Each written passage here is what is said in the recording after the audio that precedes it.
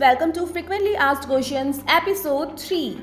I hope you all are doing well. सबसे पहले तो बहुत बहुत धन्यवाद आप सभी को कि आप लोगों ने भर भर के हमें क्वेश्चंस पूछे हैं, क्योंकि आपके क्वेश्चंस हमारे लिए फीडबैक का काम करते हैं, जिससे हमें ये इंस्पिरेशन मिलती है कि हम आपके लिए व्यापार को और बेहतर बनाएं। तो बिना वक्त गवाए जल्दी से शुरू करते हैं सवालों जवाबों का सिलसिला। आज के टॉप 5 क्वेश्चंस में सबसे पहला सवाल है मिस्टर MD नौशद आलम की तरफ से, जो कि है झारखंड से। इनके चैनल का नाम है द एन रॉयल ऑफिशियल। क्या बात है सर, नाम पढ़ते ही एकदम रॉयल वाली फीलिंग आ रही है। तो इनका सवाल है monthly profit and loss report कैसे निकालें, प्लीज बोलिए। बिल्कुल देख सकते हैं सर, बहुत ही सिंपल है। चाहे आप मोबाइल में यूज़ करते हो व्यापार एप्लीकेशन को या फिर आप डेस्कटॉप में यूज़ करते हैं व्यापार बिलिंग सॉफ्टवेयर, कोई दिक्कत नहीं है। आप लेफ्ट मेन्यू में रिपोर्ट्स में जाएं। अब यहाँ पर profit and loss report open करें तो ऊपर ही आपको कस्टम डेट का ऑप्शन मिल जाता है। अब यहाँ पर आप एक मंथ का डेट एंटर कर लीजिए और आपकी रिपोर्ट आपके सामने होगी। और मोबाइल में तो आपको ऊपर ही ऑप्शंस भी मिल जाते हैं कि आपको रिपोर्ट आज की देखनी है, इस हफ्ते की, इस महीने की, इस क्वार्टर की या फिर इस साल की। तो आप डेली बेसिस पे भी अपना प्रॉफिट चेक कर सकते हैं।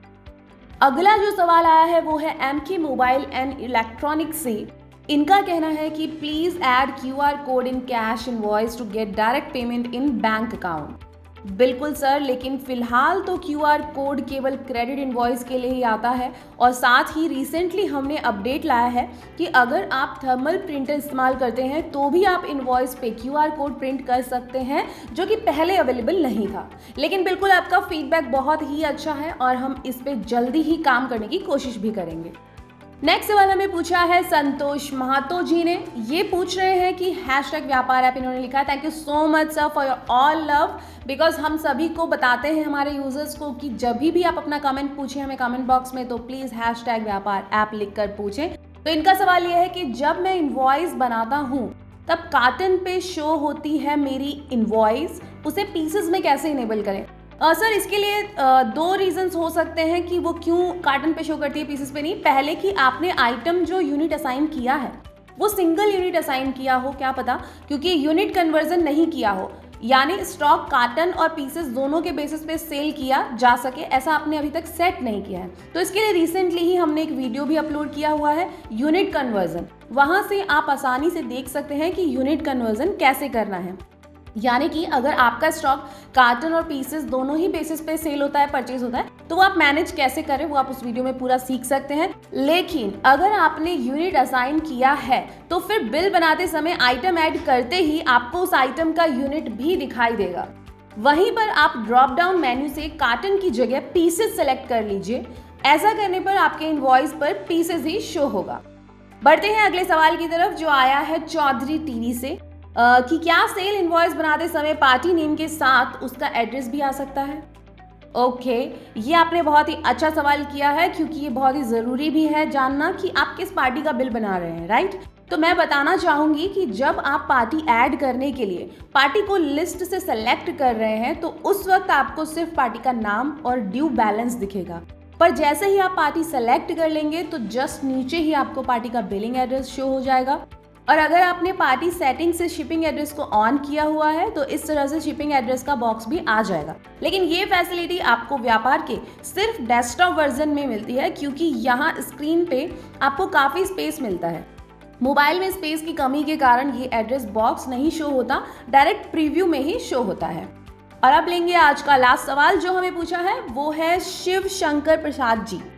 ये जानना चाहते हैं कि माई party is paying me part cash and part bank transfer for the same invoice at the time. इसको सेल में एंट्री कैसे लिया जाता है। Sure, Mr. Shiv, in such a scenario, what you have to do is first you go into the settings, and here under transaction settings, you have to enable the option link payments to invoices. Now, whenever you will face such transaction, for example, you made a sale of 1000 rupees, out of which the customer pays 500 rupees in cash and remaining 500 as UPI. So while making a sale invoice, you can add the one payment as cash here and enter the received amount as rupees 500 and save it. Now go to the payment in option. Here select the party name, enter the mode of remaining payment like select any bank. Then click on this link payment button. Here you will get the list of all pending invoices along with the sale invoice you just saved with the due amount of rupees 500. So select the invoice. It means you have received this payment against this invoice and we have linked it with this payment receipt. And then you can save it. So this is how you can easily manage multiple payment options for single invoice. तो ये थे हमारे आज के top 5 questions जो कि बहुत ही interesting थे और अगर आपको भी ये जवाब इन्फॉर्मेटिव लगे तो जल्दी से वीडियो को लाइक और शेयर कर दीजिए और अगर चैनल पर पहली बार आए हैं तो सब्सक्राइब करने के साथ साथ नोटिफिकेशन बेल को प्रेस कर ऑल पर सेट कर दीजिए। और अगर आप चाहते हैं कि अगले वीडियो में हम आपका सवाल पिक करें तो जल्दी से कमेंट बॉक्स में #व्यापार ऐप लिखकर अपना यूनिक सवाल पूछें। Thank you so much for watching this video. Happy व्यापारिंग।